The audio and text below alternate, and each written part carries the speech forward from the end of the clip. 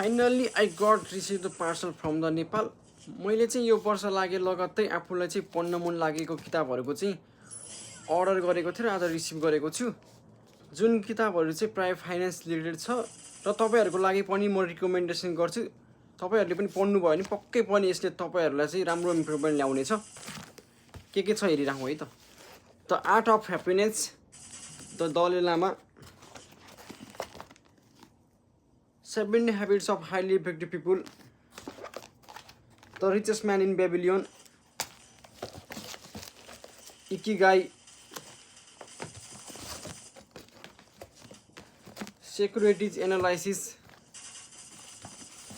The Personal MBA, Automatic Habit, 0 to 1, The Rich Dad Cash Flow Quadrant,